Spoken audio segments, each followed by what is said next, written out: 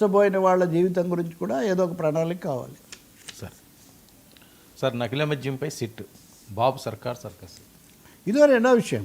నిన్న రాత్రి చంద్రబాబు నాయుడుకి హఠాత్తుగా మీడియా కాన్ఫరెన్స్, అది కొంచెం హఠాత్తుగానే పెట్టినట్టారు. ఎందుకంటే అక్కడ ఉన్న అటెండెన్స్ దాని తీరులైతే మామూలుగా బాబు గారు కదా ఫుల్ ప్లెడ్జ్డ్గా పక్కాగా ఇది ఉంటుంది కదా. అది నకిలీ మద్యం మీద ఒక 5గురు ఎక్సైజ్ అధికారులతో ఒక సిట్, దాంట్లో 4గురిని పేర్లు చెప్పారు. 5వ కోఆప్షను నిపుణుడిని తీసుకుంటామన్నారు.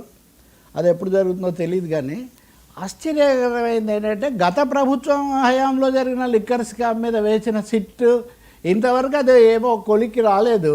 ఈ లోపల ఈ ప్రభుత్వం తన మీద తను సిట్ వేసుకుంది. ఇంక ఇది ఉన్న నిజం. ఇది ఈ ప్రభుత్వము తన లిక్కర్ విధానంలో తన హయాంలో జరిగిన దాని మీద చంద్రబాబు నాయుడు గారు స్వయంగా సిట్ వేసుకోవడం అనేది ఖచ్చితంగా అది రాజకీయంగా ఒక ఎదురు దెబ్బ, పొలిటికల్ సెట్ బ్యాక్.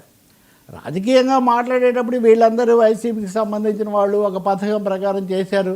ఇవన్నీ ఏడాదిన్నర పాటు ఎందుకు ఆపలేకపోయారు?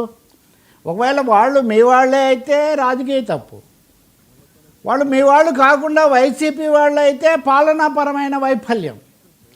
అందులో మదనపల్లి పెద్దిరెడ్డి రామచంద్రారెడ్డి అది డెన్ను మొత్తం ఫోకస్ అంతా అక్కడే ఉంది.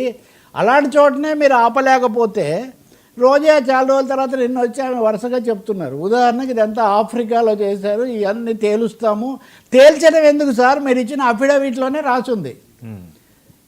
ఇప్పుడు ఈ జయచంద్రారెడ్డి అనే ఇన్ఛార్జి టికెట్ ఎవరికి ఇచ్చారో ఈయన ఆఫ్రికాలో వ్యాపారం చేస్తున్నారు అని ఆయన ఇచ్చిన అఫిడవిట్లోనే ఉంది.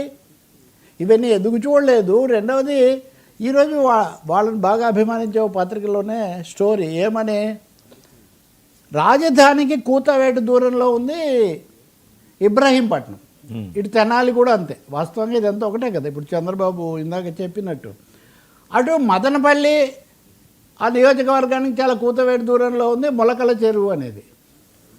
ఈ 2 కేంద్రాల్లో ఇంత భారీ ఎత్తున ప్రాజెక్టులు పెట్టి పాత సీసాలు కొనుక్కొని లేబుల్స్ మార్చి ఇంత వ్యాపారం వైసీపీకి సంబంధించిన వాళ్ళే చేస్తుంటే అధికార యంత్రాంగము, అధినేతల యంత్రాంగం, అధికార యంత్రాంగం అంటే సరే అనడం సులభమే, అధినేతల యంత్రాంగం మంత్రాంగం ఏమయ్యాయి? గత ప్రభుత్వ వైఫల్యాల మీద, ముఖ్యంగా మద్యం విధానం మీద అని మిమ్మల్ని తెచ్చుకుంటే మీరు మీ జిల్లాలో మీ పక్కనే ఇవన్నీ జరిగితే ఎందుకు పోయారని ప్రశ్న వస్తున్నది. సరే, ఎవరిని సహించేది లేదు. ఇట్లాంటివన్నీ మనం మీడియాలో చాలాసార్లు మనం మాట్లాడతాము, స్క్రోలింగులు పెడతాము. కానీ ఇప్పటికైనా ఇప్పుడు ఏంటి తమాషా, సిబిఐతో విచారణ జరపాలని వైసీపీ వాళ్ళు అడుగుతారు. వాళ్ళు ఉన్నప్పుడు వీళ్ళు అడిగేవాళ్ళు సిబిఐ అని. వీళ్ళు రాగానే వాళ్ళు అడుగుతున్నారు.